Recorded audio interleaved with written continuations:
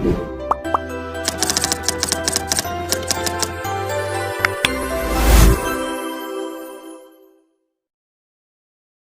Back बच्चों। आज की क्लास में हम बात करने वाले हैं जेईई मेंस के प्रीवियस ईयर क्वेश्चंस पे। पैटर्न देखना है कि कैसा क्वेश्चन आता है। तो क्वेश्चन आज हमने जो उठाया है, पहला क्वेश्चन हमारा है, टॉपिक आप इसको देख सकते हो, क्वेश्चन पढ़ के ही समझ में आ रहा होगा अगर आपने टॉपिक पढ़ा है थोड़ा सा भी। तो ये टॉपिक कौन सा है अगर ध्यान से देखो तो ये solution of equations, linear equations का, सिस्टम ऑफ लीनियर इक्वेशन वाला टॉपिक जो कि आपका मैट्रिसेस एंड डिटरमिनेंट के अंदर आप पढ़ते हो, है ना, उस टॉपिक का ये क्वेश्चन है, राइट। तो इस क्वेश्चन में पूछा क्या हमसे, ये जेईई मेंस 2022 का क्वेश्चन है जो कि आपका एग्जाम हुआ था 24 जून को, और ये मॉर्निंग शिफ्ट का है, 9 से 12 जो पेपर हुआ था उस शिफ्ट का ये क्वेश्चन है हमारा।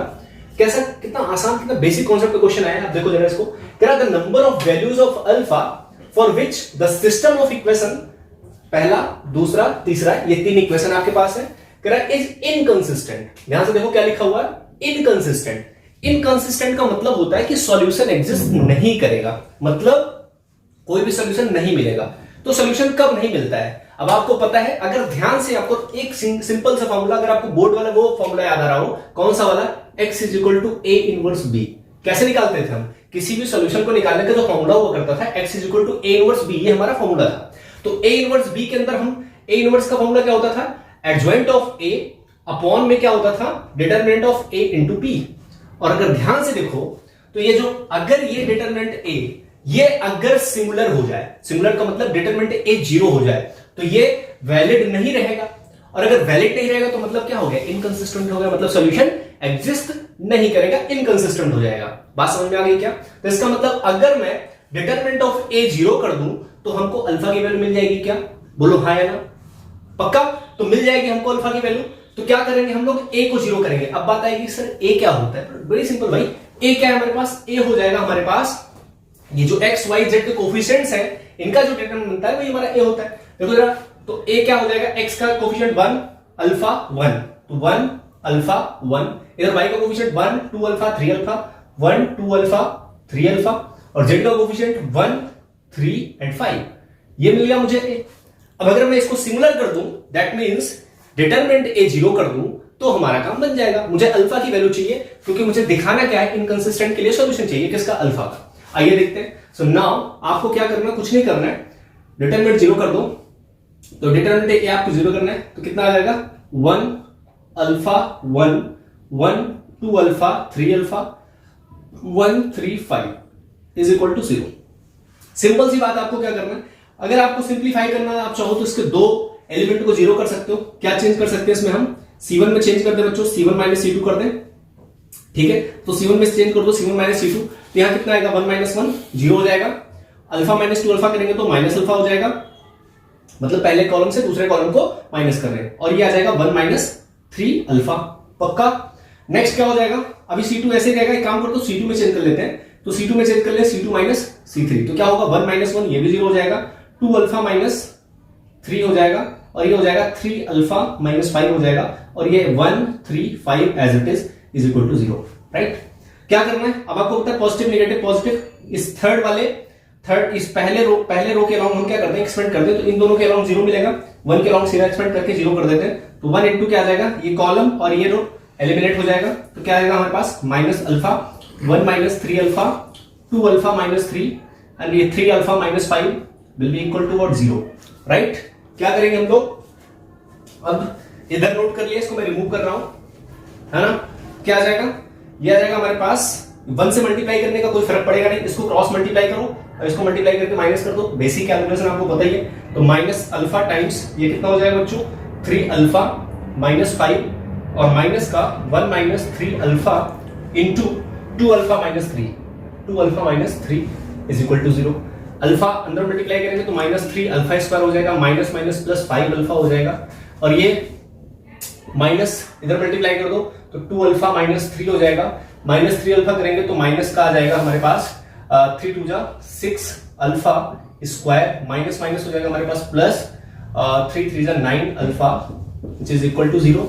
सो minus 3 alpha square plus 5 alpha, और ये आ जाएगा हमारे पास माइनस ये 9 और 2 कितना हो जाएगा बच्चों, 11 अल्फा, और -6 अल्फा स्क्वायर -3 हो जाएगा, this is equal to 0। So -3 alpha square plus 5 alpha, और एक काम करते हैं माइनस को अंदर भेज देते हैं, तो माइनस क्या करेगा, साइन चेंज कर देगा, तो माइनस का 11 अल्फा हो जाएगा, minus minus plus 6 alpha square हो जाएगा, minus minus plus 3 this is equal to 0। ठीक है ना।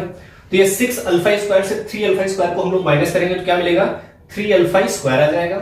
इसके बाद क्या आ जाएगा हमारे पास, ये 11 अल्फा है 5, तो माइनस का बच्चों 6 अल्फा आ जाएगा, प्लस का 3 इज इक्वल टू 0। एक काम कर लो, 3 कॉमन दिखाई पड़ रहा, तो 3 कॉमन ले लेते हैं, तो आ जाएगा अल्फा स्क्वायर -3 2 जा 6, तो 2 alpha plus 1 which is equal to 0। अगर ध्यान से देखो बच्चों तो ये अल्फा -1 का होल स्क्वायर लिखा हुआ है, ए स्क्वायर करोगे alpha square plus b square 1, -2 a भी करेंगे तो 2 अल्फा, और 2 अल्फा इंटू 1 आएगा तो 2 अल्फा हो जाएगा। तो ये क्या आ गया हमारा 0। तो अगर ये दिस इंटू दिस 0 हो रहा है तो आपको पता है इधर मैं हटा रहा हूं, आप इसका स्क्रीनशॉट पॉज करके लिख सकते हो। ठीक है, कितना हो जाएगा बच्चों बताइए आप इसको। अब आपको पता है ये वैल्यू अगर 0 हो रही है तो 3 तो 0 होगा नहीं, अल्फा -1 को 0 होना पड़ेगा, तो देयरफॉर अल्फा -1 0 होगा, तो अल्फा इज इक्वल टू क्या आएगा बच्चों, 1 ही आएगा। अब क्योंकि यहां पे प्लस माइनस नहीं ले सकते क्योंकि अल्फा दोनों ही 1 ही होगा, रिपीटेड जीरोस हैं, तो 1 ही आएगा, और ऑप्शन में भी हमारे पास 1 अवेलेबल है, तो कौन सा ऑप्शन सही हो जाएगा, ऑप्शन बी। ठीक है, इसका मतलब क्या हो गया कि अगर इनकंसिस्टेंट हमें दिखाना है तो अल्फा क्या होगा, 1 होगा। ठीक है, पक्की बात है, आप इसको आराम से नोट डाउन कर लीजिए, और मजा आया तो वीडियो को लाइक जरूर कर देना बच्चों, है ना। अब इसके बाद हम लेते हैं एक दूसरा क्वेश्चन, ठीक है ना, जो कि सेम। बच्चों जो दूसरा क्वेश्चन मैंने लिया है सेम शिफ्ट का क्वेश्चन है हमारा, 24 जून 9/12, टॉपिक दूसरा है। टॉपिक क्या है, एओडी, है ना, जिसमें बच्चे सबसे ज्यादा डरते हैं। एओडी के अंदर आपने एक टॉपिक पढ़ा है, rate of change of quantities. अब इस अगर पेपर को ध्यान से देखो, इस क्वेश्चन को देखो, तो बहुत सीधा सा क्वेश्चन एनसीईआरटी से उठाया हुआ है, एनसीईआरटी बेस्ड कॉन्सेप्ट है आपका, इसमें कुछ भी एक्स्ट्रा यूज नहीं किया गया है। Rate of change of quantity जो आप टॉपिक पढ़ते हो, 5 टॉपिक है बेसिकली एओडी के अंदर बच्चों, याद दिला दूं मैं आपको। आप क्या पढ़ते हो, rate of change of quantity जो कि सबसे पहला टॉपिक है, अप्रोक्सीमेशन पढ़ते हो, टेंजेंट नॉर्मल पढ़ते हो, मैक्सिमम मिनिमा पढ़ते हो, इंक्रीजिंग डिक्रीजिंग फंक्शन पढ़ते हो। ये 5 टॉपिक आप पढ़ते हो एओडी के अंदर। तो ये कौन से टॉपिक से क्वेश्चन उठा है बच्चा, ये क्वेश्चन है हमारा एओडी में rate of change of quantities का, जो कि फर्स्ट टॉपिक है, जो कि फर्स्ट टॉपिक है, और सीधा क्वेश्चन, कोई भी कुछ भी घुमाया नहीं इसमें, सिंपल सा डायरेक्ट क्वेश्चन पूछा है। क्या क्वेश्चन है, पढ़ते हैं, आपको समझाते हैं, सॉल्यूशन देखते हैं क्या होगा। कह रहा है the surface area of a balloon of spherical shape being inflated increase at constant rate. अब पहली कहानी यही छुपी हुई है, कह रहा है कि कोई एक स्फेरिकल बलून है जिसका शेप कैसा है, स्फेरिकल है, बलून ऑब्वियसली स्फेरिकल ही होता है ऑलमोस्ट। फिर कह रहा है इन्फ्लेटेड इंक्रीज एट रेट कितना भाई, कांस्टेंट रेट से, मतलब कोई फिक्स कांस्टेंट रेट से इंक्रीज कर रहा है, बढ़ रहा है ना। कौन क्या बढ़ रहा है, तो इसमें साफ साफ लिखा है सरफेस एरिया बढ़ रहा है। किसका बढ़ रहा है, स्फेरिकल बलून का। दैट मींस आपको क्या पता होना चाहिए, सरफेस एरिया। तो सबसे पहले तो आपको सरफेस एरिया का फॉर्मूला पता होना चाहिए, किसका, स्फीयर का। तो स्फीयर का सरफेस एरिया क्या होता है, अगर आपको पता है ठीक है, नहीं तो आप ध्यान से समझते जाओ, मैं आपको एक बातें आपको बताता हूं। तो एरिया ऑफ सरफेस एरिया क्या हो जाएगा, सरफेस एरिया को चलो मैं ऐसे डिनोट करता हूं, क्या होता है 4πr²। क्या होता है बच्चों, 4πr², ये तो पता ही चल गया। तो सरफेस एरिया क्या कर रहा है, सरफेस एरिया कांस्टेंट रेट से बढ़ रहा है। तो सरफेस एरिया हमने मान लिया कि let surface area is what, S is equal to, मान लेते कि रेडियस r है, सरफेस एरिया 4πr² हो गया। तो अब होगा क्या, अकॉर्डिंग टू द क्वेश्चन, एक एक बात को लिखते चलेंगे, क्वेश्चन एकदम इजी हो जाएगा। According to the question ds/dt क्या है हमारा, k है, कांस्टेंट है, कांस्टेंट मतलब k ले लिया हमने। ठीक है, आगे बढ़ते हैं। कह रहा है if initially the radius of balloon is 3 units, मतलब शुरुआत में अगर बलून का रेडियस 3 यूनिट है, कितना है, 3 यूनिट है, और फिर कह रहा है एंड आफ्टर 5 सेकेंड, 5 सेकेंड के बाद इट बिकम 7 यूनिट, रेडियस कितना हो गया बढ़कर के 7 यूनिट हो गया। फिर कह रहा है कि then its radius after 9 second, तो 9 सेकेंड के बाद बलून का रेडियस कितना हो जाएगा। ऑप्शन है आपके पास 9 यूनिट्स, 10, 11 या फिर 12 यूनिट्स, है ना। तो आइए चेक कर लेते हैं कि क्या होगा। नाउ इसको मान लो फर्स्ट, अब इसको डिफरेंशिएट कर दो t के रिस्पेक्ट में, differentiate first with respect to t, तो कितना आ जाएगा बच्चों, ds/dt कितना हो जाएगा बताइए हमें, ये हो जाएगा 4π इंटू r² का करेंगे तो 2r, और r का करेंगे तो dr/dt हो जाएगा। ठीक है। सो ds बाई dt तो पहले से हमको कांस्टेंट गिवन है, क्वेश्चन में बता दिया शुरू पहली लाइन के अंदर। तो k इज इक्वल टू कितना आ जाएगा 8 pi r dr by dt। अब एक काम करते हैं, इसको dt को इधर ले लेते हैं। अब यहां पर कॉन्सेप्ट कौन सा यूज हो रहा है, यहां पे कॉन्सेप्ट यूज होगा डिफरेंशियल इक्वेशन का कॉन्सेप्ट। और डिफरेंशियल इक्वेशन के अंदर जो आप यूज करते हो टॉपिक वेरिएबल सेपरेबल मेथड है ना, वेरिएबल सेपरेबल मेथड के थ्रू हम इसको सॉल्व करने जा रहे हैं इस डिफरेंशियल इक्वेशन को, ठीक है ना। तो क्या हो जाएगा बच्चों, k dt हो जाएगा ये k dt is equal to 8 pi r into d r. अब एक काम करते हैं ऑन इंटीग्रेटिंग बोथ साइड, तो ऑन इंटीग्रेटिंग बोथ साइड, तो बच्चों जैसे ही आप डिफरेंशिएट करोगे, सॉरी इंटीग्रेट करोगे, तो क्या आ जाएगा, इधर मैं हटा रहा हूं, ठीक है। तो ये क्या आ जाएगा, ये आपका आ जाएगा इंटीग्रेशन k dt और इज इक्वल टू इंटीग्रेशन कितना 8 पाई r और ये dr, ठीक है ना। तो इसका कितना हो जाएगा, इसका इंटीग्रेशन k तो कांस्टेंट है बाहर हो जाएगा और 1 इंटू dt करेंगे तो t आ जाएगा, तो kt। और आपको पता है एक इंटीग्रेशन कांस्टेंट यूज करेंगे तो कितना आ जाएगा c। अब कुछ भी c k1 कुछ भी यूज कर लो, क्योंकि k हम ऑलरेडी यूज कर चुके हैं, तो इंटीग्रेशन कांस्टेंट हम क्या ले रहे हैं, c ले रहे हैं। अब अगला क्या आ जाएगा, 8 पाई तो कांस्टेंट है, तो 8 पाई बच्चों बाहर आ जाएगा, इनटू r का इंटीग्रेशन करेंगे dr के r के रिस्पेक्ट में कितना आ जाएगा r स्क्वायर बाई 2, तो 2 4 जा 8 हो गया, तो kt plus c will be equal to 4 pi r square. यही हमारी इक्वेशन है, यही हमको सब कुछ दे देगा, है ना। इसको मान लो फर्स्ट। अब जो जो कंडीशन हमको क्वेश्चन में दिया है सेकंड लाइन से, if initial radius is this then radius is this, फिर when radius is after 5 second 7, और फिर दूसरा 9 सेकंड के बाद क्या, तो जो कुछ भी चाहिए हमको इसी इक्वेशन से सब कुछ मिल जाएगा, जो पूछेगा वो हम निकाल के रख देंगे, ठीक है ना। क्योंकि हमको अब k और t के अंदर t और r में रेडियस और टाइम के में हमको क्या मिल गया, एक रिलेशन मिल चुका है, ठीक है। आइए देखते हैं क्या होगा, इधर वाला आप नोट कर लेना, पॉज करके वीडियो हटा रहा हूं, ठीक है। आइए अब एक एक कंडीशन को हम सेटिस्फाई करा देते हैं क्वेश्चन के हिसाब से।